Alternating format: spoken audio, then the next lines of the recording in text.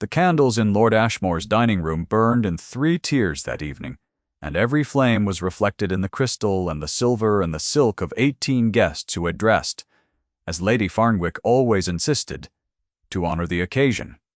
The occasion was, as it had been for 3 consecutive Novembers, the gathering of those families whose names appeared twice or more in Burke's peerage before 1720, and whose continued proximity to one another was maintained through dinners such as this one, where the food was secondary and the arrangement of the table was.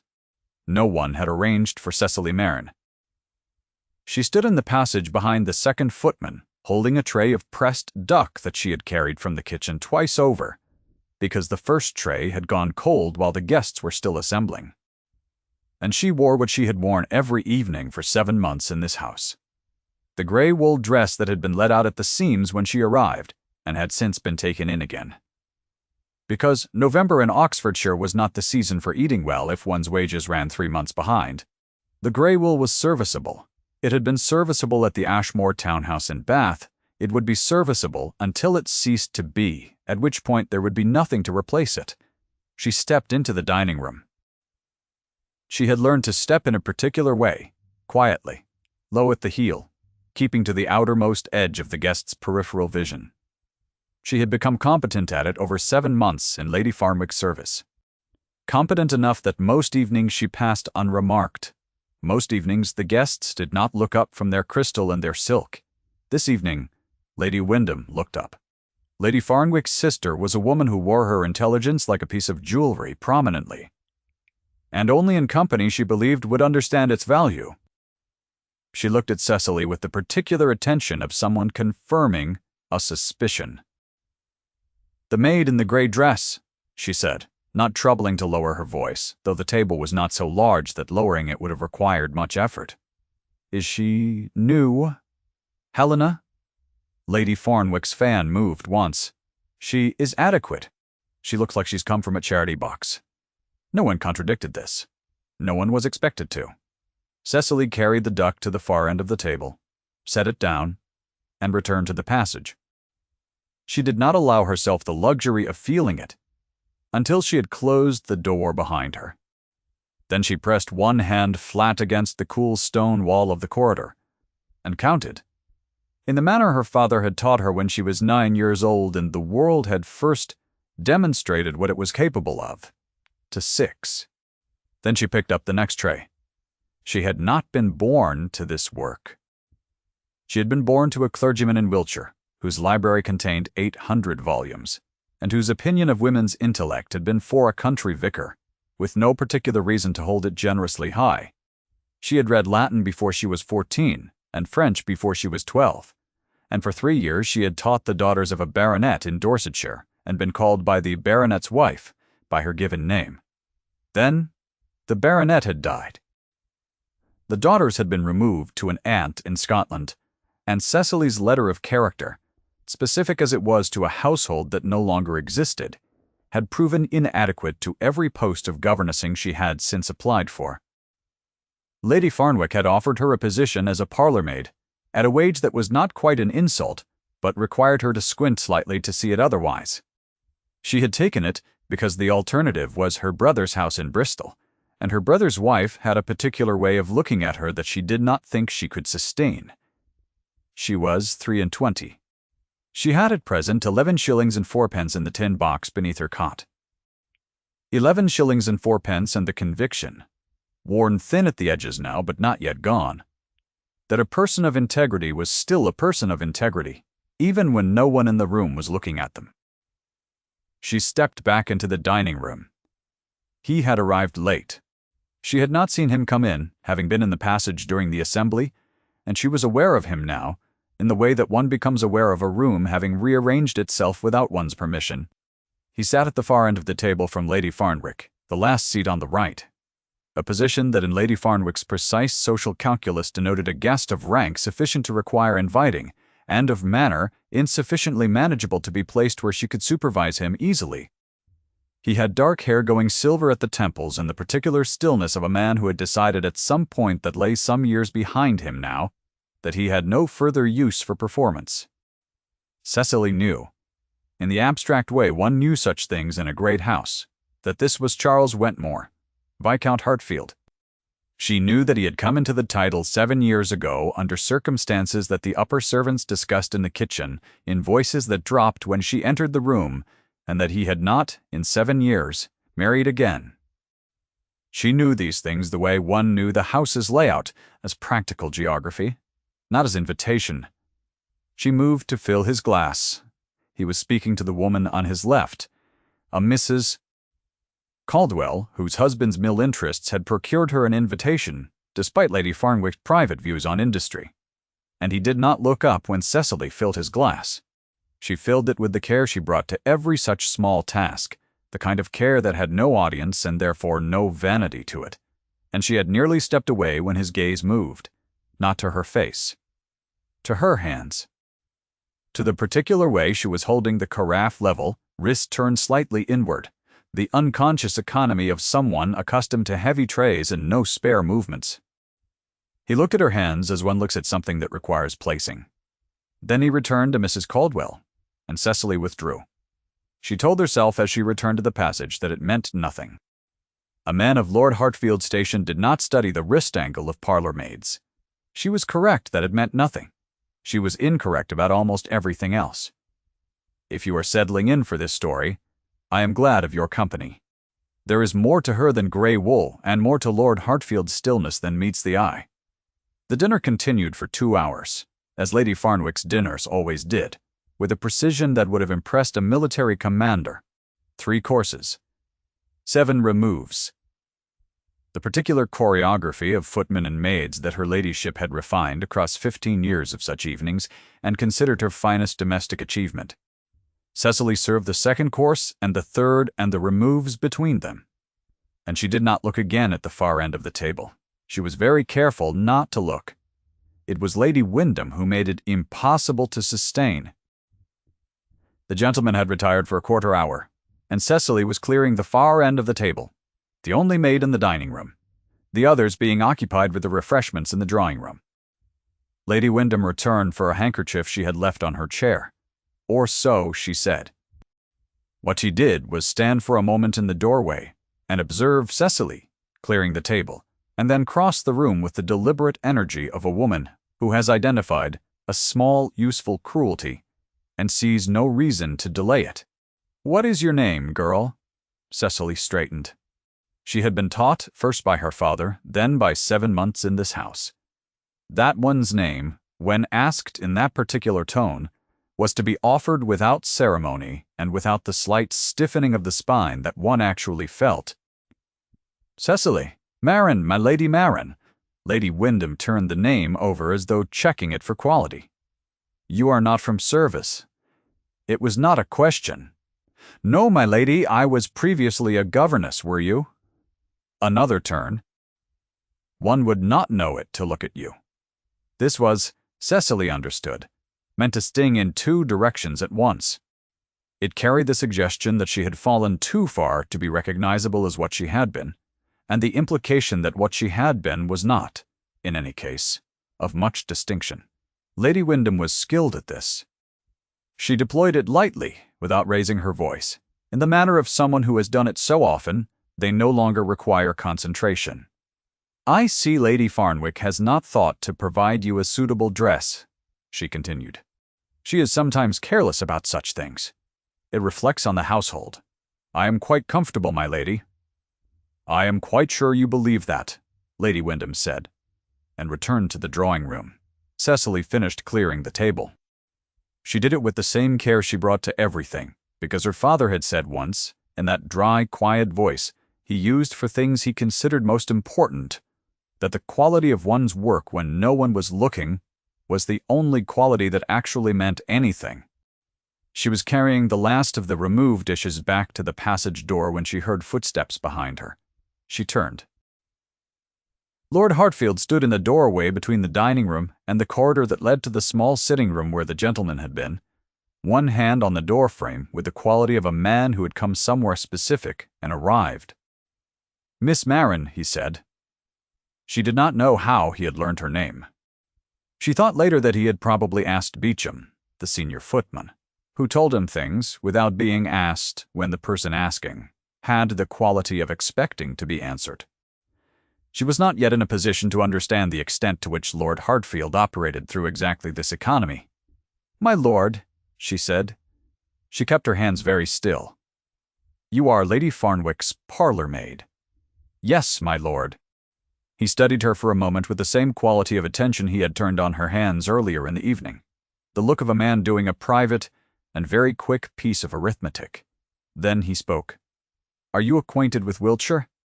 She felt something move in her chest that she did not immediately name. "I was born there, my lord. My father was vicar at Ferney Cross." "I know Ferney Cross," he said. The words were level. He did not append a sentiment to them which she found obscurely more reassuring than sympathy would have been. "Good night, Miss Marin." He turned and was gone. She stood for a moment in the empty dining room with the removed dish in her hands and told herself, a second time, and with greater firmness, that it meant nothing. In November, in an Oxfordshire great house, it was very cold in the passage behind the kitchen. It was less cold in the kitchen itself, where Mrs. Poole the cook kept a fire going until 10 o'clock on formal evenings, and where the under-housemaid, a young woman named Agnes who had been born in a village 12 miles distant and had opinions about everything, always saved a place at the end of the work table for Cicely when the clearing up was done. "Lady Wyndham again?" Agnes said. Cecily set down her tray. She was brief. She is always brief. That is how she manages to do it so often. Agnes handed her a piece of bread with butter on it and waited, with the patience of someone who understood that the thing would come out in its own time. She said the dress reflected on the household. Cecily said. Agnes made a sound. "She is not wrong," Cecily said. "I know she is not wrong. The grey wool is what I have, and it does not present well, and Lady Farnwick has not offered a household dress because she considers the expense unnecessary for a probationary position, and I have been in a probationary position for 7 months, which is a considerable length of time to be on probation. But there it is. Lord Hartfield spoke to you," Agnes said. Cecily looked up. "Beauchamp told Mrs. Poole," Agnes said without embarrassment. "Beauchamp tells Mrs. Poole everything. It is a household arrangement of long standing." "Was he unkind?" "He was not unkind," Cecily said. She thought about how to describe it, and found that she did not have adequate language. "He asked if I knew Wiltshire." Agnes considered this. "That is very particular for a first conversation." It was not, properly speaking, a conversation. What would you call it? She did not know. She ate her bread. It was not a conversation. It was a man in a doorway who had known her father's village, asking a single question, and then removing himself before she was required to answer anything complicated, and it was unreasonable to feel, as she did feel, that she had been given something small and solid that she could hold in her pocket. She went to bed and did not dream. The morning after a formal dinner at Ashmore Park required the sort of sustained industry that Lady Farnwick found morally bracing, and that Cecily found, on approximately 4 hours' sleep, achievable if she did not permit herself to think too specifically about her feet. The long dining room had to be reset by 10 o'clock for Lady Farnwick's morning correspondence, and the drawing room had to be aired, and the calling card tray in the entrance hall had to be cleared and polished, and then there were the fires to lay in the rooms that would receive morning callers. Lord Hartfield was a morning caller. She did not know this was going to happen. She was in the morning room, the small one at the east side of the house, used by Lady Farnwick for private correspondence, and by no one else without invitation, relaying the fire. Because the footman who normally laid this fire had been reassigned to the front entrance, and the fire had gone cold overnight. And Lady Farnwick was expected to arrive for her correspondence at 11, and it was now 1:45. She had just got the fire to take when she heard footsteps in the passage. She remained where she was. She had learned in 7 months that the correct response to unexpected footsteps in a room one had not been invited to occupy was to be very quiet and very clearly about some useful task, and she was very clearly about a useful task. The door opened. Lord Hartfield stopped in the doorway of the morning room, with his gloves still in his hand, and his coat not yet taken by the footman, who had apparently sent him in the wrong direction. He looked at the fire, which was now burning steadily. He looked at Cecily, who was rising from her knees, with the unhurried composure of someone who has decided that the fact of kneeling before a grate is not a circumstance to apologize for. "I was told the morning room was available," he said. "I believe Beauchamp intended the larger one." "I believe so, my lord. This one is Lady Farnwick's private room." "I see." He did not move. He was looking at her again, with that quality of quiet inventory, and she had the feeling, unreasonable, she told herself, that he was checking something against an earlier assessment and finding it consistent. "The grate was cold," she said. "Lady Farnwick requires the room at 11. You lit it yourself. The second footman was wanted at the entrance." A pause. Not an uncomfortable one. He had a way of pausing that did not produce discomfort in the way that most silences produced by persons of rank produce discomfort. It was a considering pause, the kind one used when arriving at a thing one had already partly decided. "Your father's library at Fern Cross," he said. "I visited it once when I was very young. My mother knew the vicar who preceded your father. There was a painted ceiling in the nave." She felt the thing in her chest again. Sharper this time. He was very proud of that ceiling. He cleaned it himself, twice a year, with a vinegar cloth, because the church wardens could not afford a painter. "He sounds like a man of considerable application." "He was," she said, past tense. He had caught it. She saw him catch it. "I am sorry," he said simply. Without ceremony or sentiment, in the same level voice he had used the evening before, which she was beginning to understand, was his register for things he actually meant. "Thank you, my lord." He glanced at the fire, now burning well. "You will not tell Lady Farnwick I was in here?" "No, my lord." Something moved at the corner of his mouth. It was not quite a smile. She thought later that it might have been something related to a smile in the way that a river seen from a distance is related to the water one actually drinks. He left. She heard Beauchamp in the corridor, redirecting him. She stayed an extra moment by the fire, her hands loose at her sides, and told herself for the third time in as many days that it meant nothing. She was growing less convincing to herself. The weeks that followed were cold in the way that November in Oxfordshire was always cold, which was to say comprehensively, the cold coming up through the stone floors of the passage, and settling in the upper servants' rooms, and making itself at home in a way that a well-fueled library fire could address, and a parlour-maid's brazier at 10 o'clock. Night could not quite manage. Cecily wore wool stockings inside her shoes, and moved quickly between tasks, and was grateful that she had never been a person who experienced cold as more than an inconvenience. Lord Hartfield came to Ashmore Park 5 times in 3 weeks. She was aware of each visit in a way that she did not entirely approve of. She heard his name from Beauchamp, who appeared to consider it a matter of general household interest, and from Agnes, who had begun to bring it up with a precision that suggested she was tracking something. She did not herself do anything different on the days he was expected.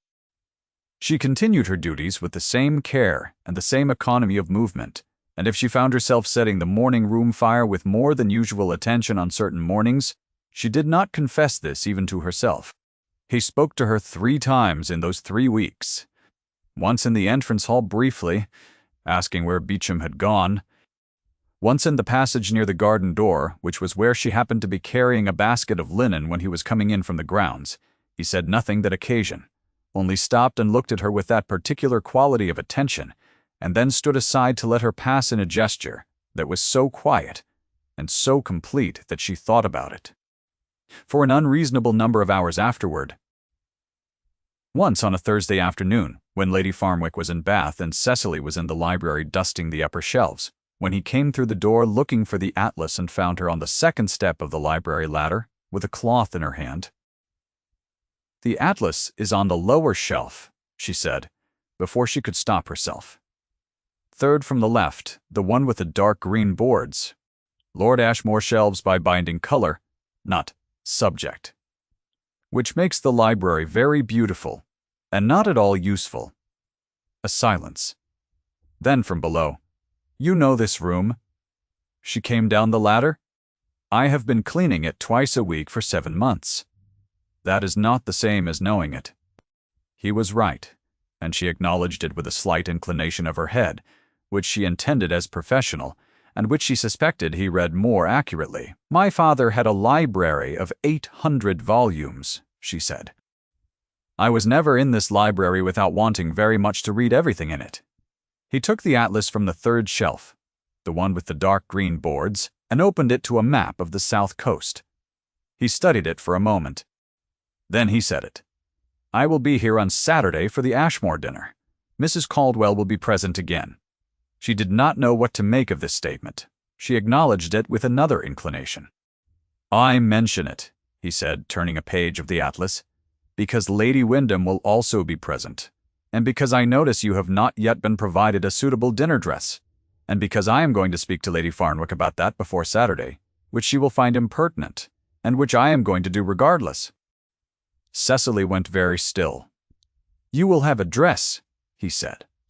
His voice was the same, level, unhurried, the voice of a man explaining something practical. He did not look up from the atlas. By Saturday, she found her voice somewhere below her ribs. My lord, you cannot. I know what I can and cannot do, Miss Marin. The quietest possible contradiction. The atlas is useful if you stand it with the spine to the window. The light comes in better that way in the afternoon. He closed it, set it back on the shelf, and walked out. She stood in the library for a long time. The afternoon light came in through the south window, which was, indeed, she now noticed the better angle. Lady Farnwick received Lord Hartfield in her morning room on Friday, and emerged from the meeting with the expression of a woman who has had something extracted from her under terms she found irregular, but could not precisely object to. On Saturday morning a parcel arrived at the servants' entrance, wrapped in brown paper and addressed to C. Marin, Parlour, Maid, Ashmore Park, in a handwriting that Cecily did not recognize, but that Agnes studied for a considerable time before returning to her without comment.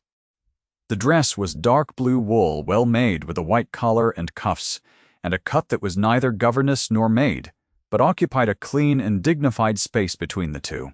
It fit perfectly. She did not know how it fit perfectly. She did not ask.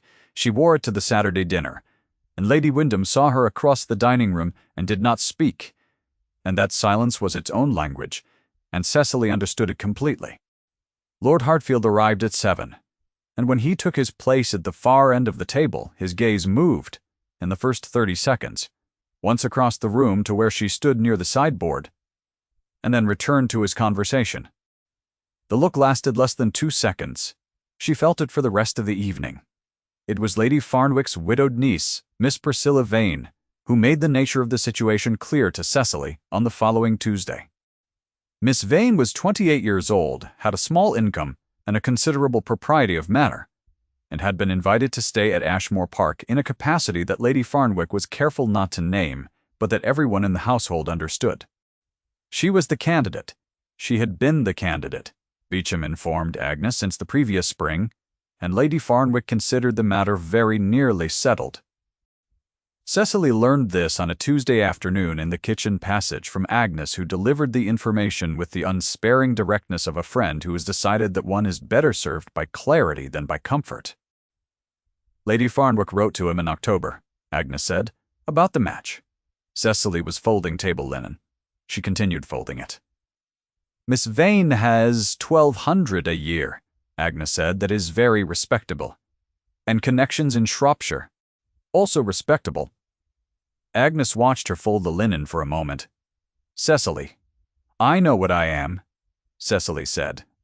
I have always known what I am. A man does not. He will not. I know what the dress meant, Agnes. It was a matter of household dignity. It is perfectly comprehensible that he would object to a household servant presenting poorly at a dinner where he was a guest. Agnes said nothing.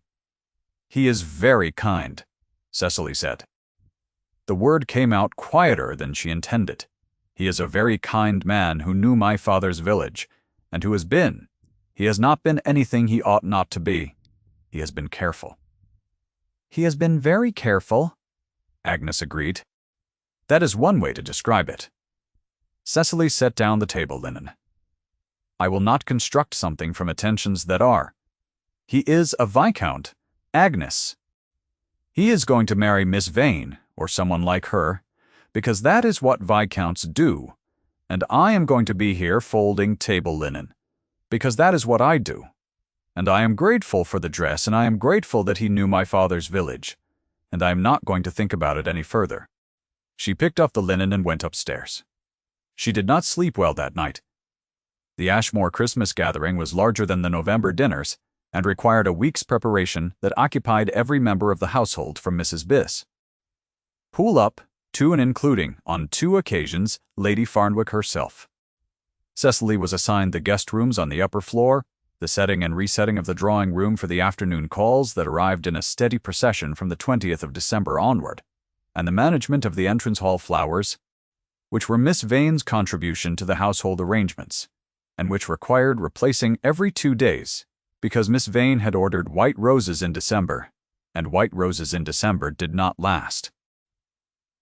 Miss Vane was present throughout this period, at Lady Farnwick's invitation, managing the flowers and the morning calls, and the arrangement of the gift table in the front parlor, with the quiet, competent authority of a woman who has been told that a house will one day be hers, and is learning its dimensions.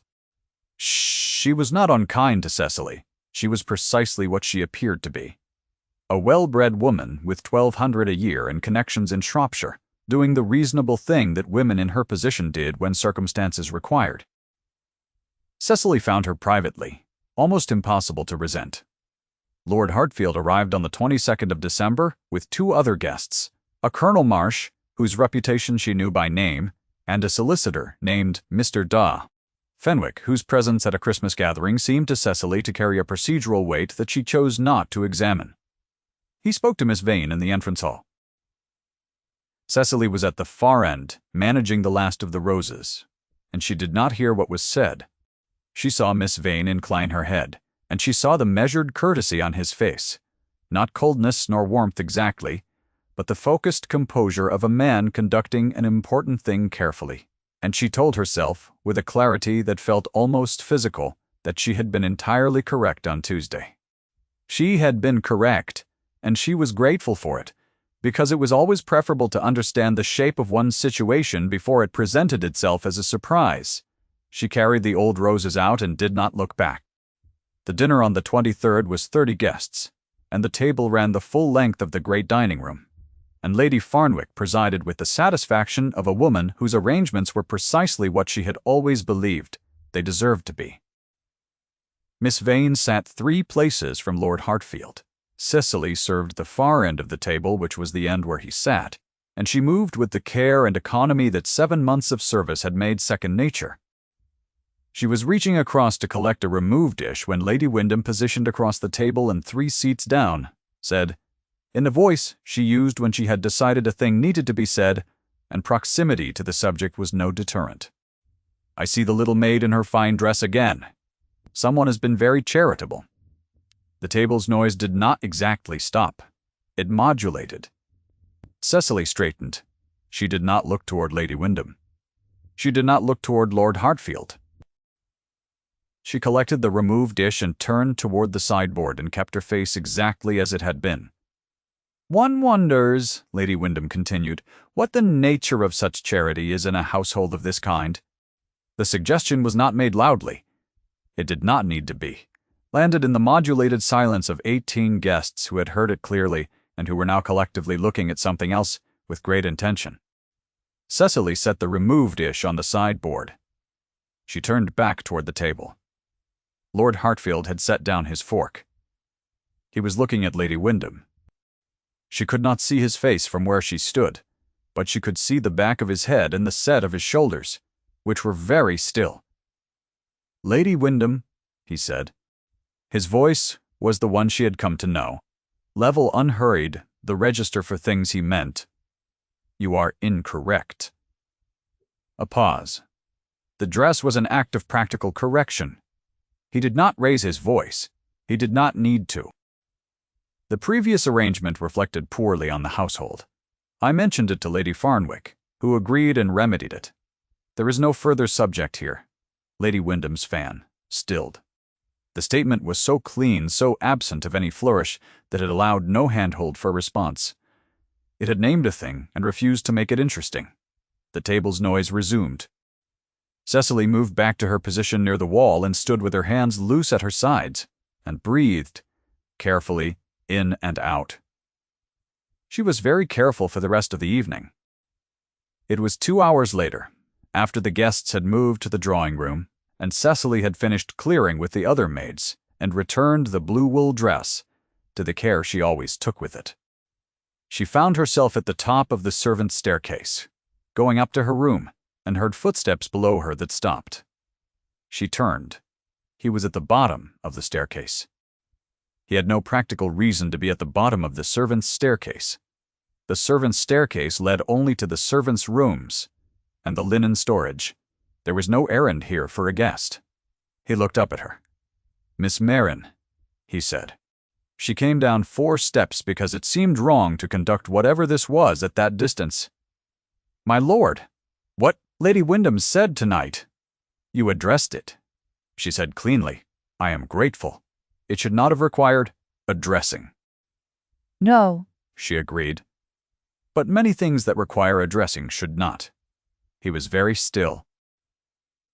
She could see his face now, and it had the quality it had on the day in the library, the look of a man arriving at something he has been making his way toward for some time.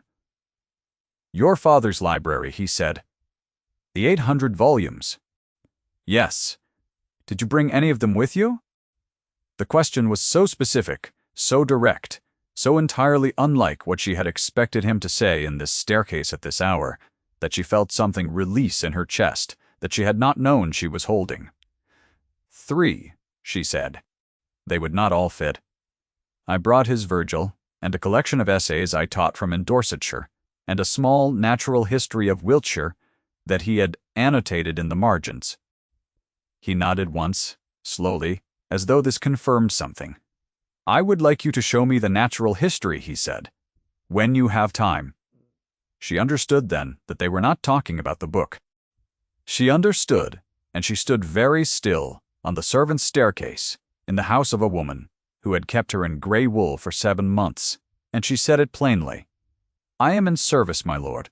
"I know what you are," he said. "Quiet." "I have known what you are since I saw your hands." The warmth moved through her carefully, like something still learning the space. "You are to dine in Miss Vane," she said. The words came out more plainly than she intended. A pause. "I am not going to marry Miss Vane," he said. "I made that clear to Lady Farnwick in October, when she first wrote to me on the subject. I believe she chose not to share this information broadly." Cecily thought about Agnes, and about the information Agnes had delivered, with the directness of a friend doing a kindness. She thought about the folded table linen and the white roses that did not last. "She told me you were very nearly settled," she said. She told herself the same thing, he said. Lady Farnwick is a woman of very certain conclusions. She heard, in the space before she answered, the particular silence of a staircase in a house at 11 o'clock at night, and the distant sound of the drawing room, and her own heartbeat, which was not precisely racing but was proceeding at a pace she was noticing. "I do not know what you were suggesting," she said, though she did. She was beginning to, with the slow certainty of a thing that has been accumulating for 3 weeks and is now in the specific quality of this quiet making itself fully visible. "I am suggesting very little tonight," he said. "Tonight, I am suggesting the natural history of Wiltshire. At your convenience in a time and setting that is appropriate." A pause. "And I am suggesting that you consider whether a man who knew your father's village, and who thinks you are capable of a great deal more than the situation you are currently in permits you, might be allowed to know you somewhat better." She held very still. "That is a great deal of suggestion for very little," she said. The corner of his mouth moved, the thing that was related to a smile. "It is," he said.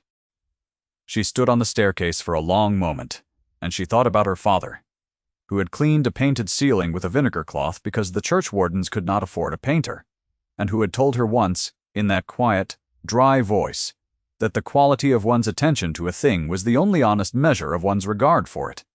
"The natural history has a map of the Wiley Valley in the front matter," she said. "My father drew it himself. It is the best thing in the book. I would like very much to see it," he said. She looked at him for a moment in the cold staircase. This still man who had set down his fork and corrected Lady Wyndham's insinuation in 6 clean words, and had come, at 11 o'clock at night, to the bottom of a staircase he had no practical reason to be at, and she felt the thing in her chest resolve itself into something that was not yet named, but that had, she understood, been accumulating since the evening he had studied the angle of her wrist and found it worth placing. "Good night, my lord," she said. "Good night, Miss Marin," he said. The inflection on her name was not different. It was different. She went up the stairs, and did not look back, because if she looked back she would not be able to maintain the composure that she was currently maintaining on pure discipline, and she was 7 months a parlor maid. And she had not survived those 7 months by abandoning discipline at inconvenient moments. She closed the door to her room and sat on the edge of the cot and looked at the tin box with 11 shillings and 4pence in it, and at the 3 books stacked beside it, and at the annotated Natural History of Wiltshire with its hand-drawn map of the Wiley Valley. And she thought about her father and about painted ceilings and about the particular quality of attention that was, her father had always said, the only honest measure. She did not sleep quickly. When she did, she slept well. The Ashmore Christmas gathering extended through the 28th, and Cecily moved through it with the same care and economy that she had brought to every day of the preceding 7 months, because the situation had not changed, and she was too sensible to permit herself to behave as though it had changed until it actually had. Lord Hartfield attended the Christmas morning service and the Boxing Day dinner, and departed on the 27th. He did not speak to her again in any setting that could have produced a problem. He spoke to her once, briefly, in the entrance hall when she was arranging the final arrangement of the Christmas greenery, and what he said was this: "Mr. Fenwick is my solicitor. He has drawn up a document that Lady Farnwick will find in her morning correspondence on the 3rd of January. She looked at him. "It pertains," he said, "to a matter of some practical significance that I should have addressed several months ago and did not, for reasons that I think you will find undifficult to understand when Lady Farnwick explains it to you." "You cannot be suggesting," she said very quietly, "that you intend to, that you have written to Lady Farnwick in a formal capacity about me." "I have asked Mr. Fenwick to put it in the correct legal form," he said. "It is more persuasive that way." She stood beside the Christmas greenery in the entrance hall of Ashmore Park and looked at Charles Wentmore, Viscount Hartfield, who had at some point in the preceding weeks decided to be very precisely honest with her, and who was apparently the kind of man who employed solicitors in the service of... And she felt something that was larger than anything she had called by the word grateful before. "I should tell you," she said, "that I have 11 shillings and 4pence. "I know what you have," he said. The same words he had said on the staircase, the register of a man who has looked at something with full attention and made his assessment. "I also know what you are." She thought about the 800 volumes, and the painted ceiling, and the vinegar cloth, and her father's voice saying that the quality of one's attention was the only honest measure. "Then I should tell you," she said, "that the map of the Wiley Valley in the Natural History is not entirely accurate.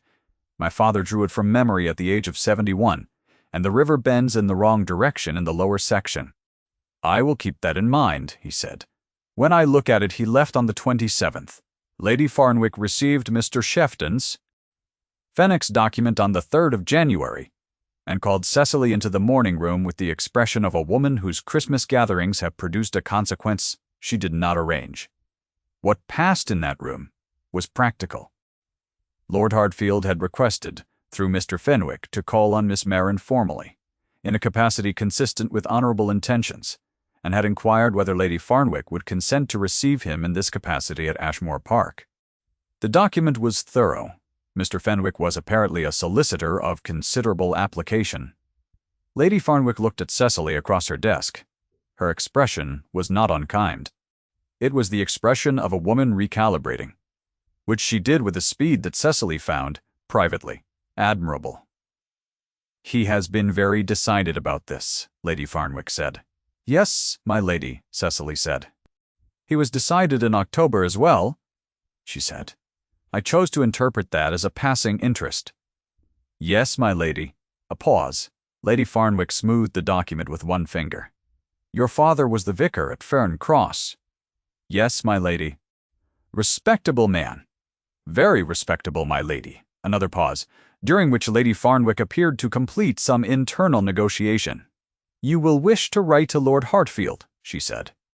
I will permit you the use of the morning-room writing desk and the household stationery for the purpose. It was, Cecily understood, the most substantial thing Lady Farnwick had ever offered her. Thank you, my lady, she said. She wrote the letter that afternoon, in the morning-room, at the desk where she had lit the fire all those weeks ago, with the composure of someone who had decided that kneeling before a grate was not a circumstance to apologize for. The letter was 2 paragraphs. The first said that she was sensible of the honor, and the second said with the plain, honest directness that she had found, in 3 weeks, was the only register he actually trusted, that she would like very much to show him the natural history of Wiltshire, and its imperfect map of the Wylye Valley, and everything else in the tin box, and the 3 books, and the 11 shillings and 4pence, and that she thought, if he was very patient, and she was very careful, they might make something of it that her father would have found worth paying attention to. He came on a Saturday in January. She showed him the map. It is not always the longest journey that carries the most distance. Sometimes it is a man setting down his fork, and a staircase at 11 o'clock, and a solicitor's document written in the correct legal form in 2 paragraphs on the household stationery, and a hand-drawn river that bends in the wrong direction in the lower section, but that someone who knew the valley well enough would recognize at once, regardless.